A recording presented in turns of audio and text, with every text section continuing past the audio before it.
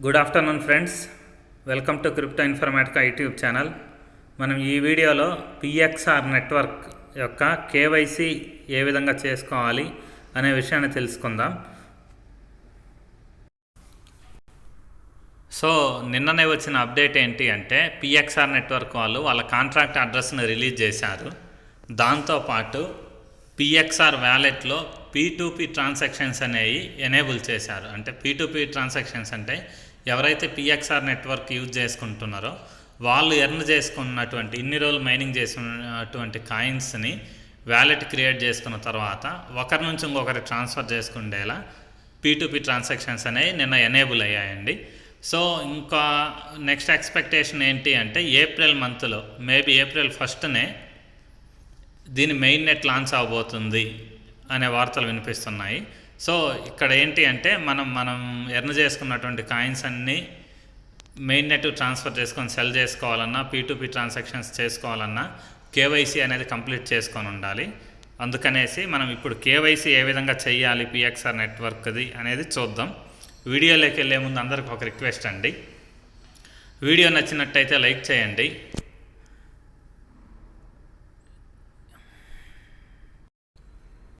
ఛానల్ని సబ్స్క్రైబ్ చేసుకోండి. దాంతోపాటు వీడియో యొక్క డిస్క్రిప్షన్లో ఇచ్చినటువంటి వాట్సాప్ గ్రూప్లో జాయిన్ అవ్వండి.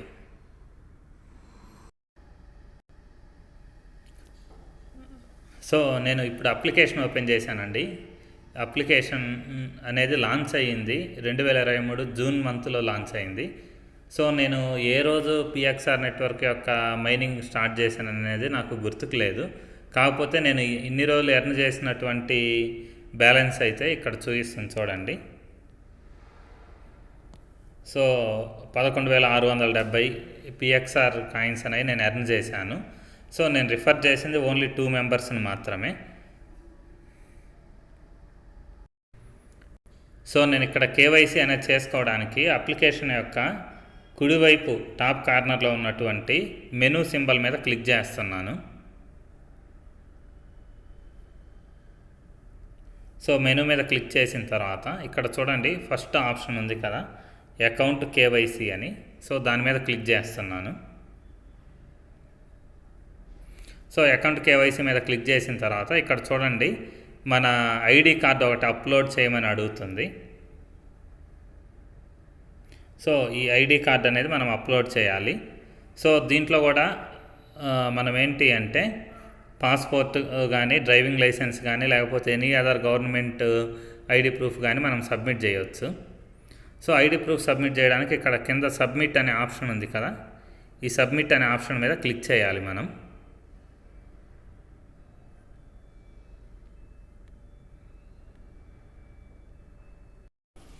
సో అక్కడ సబ్మిట్ అనే ఆప్షన్ ఉంది కదా, దాని మీద లేకపోతే దానిపైన ఫోటో అప్లోడ్ చేసే ఒక సింబల్ ఉంది కదా, దాని మీద క్లిక్ చేసిన మనకు మన గ్యాలరీ అనేది ఓపెన్ అవుతుందండి.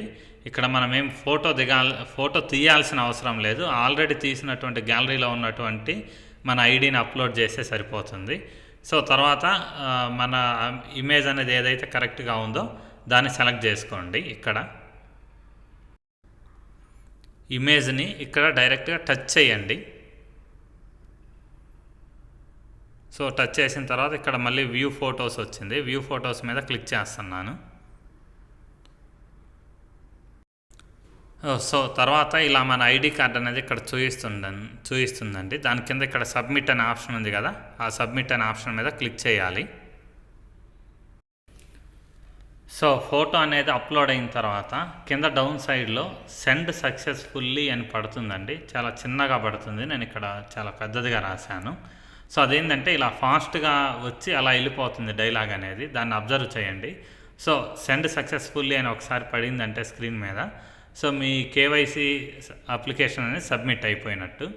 దాని తర్వాత స్టేటస్ అనేది మనం అదే అబౌట్ కేవైసీ అనే దాని మీద క్లిక్ చేస్తే మనకు కేవైసీ సక్సెస్ ఏమైంది స్టేటస్ అనేది కొన్ని రోజుల తర్వాత తెలుస్తుంది.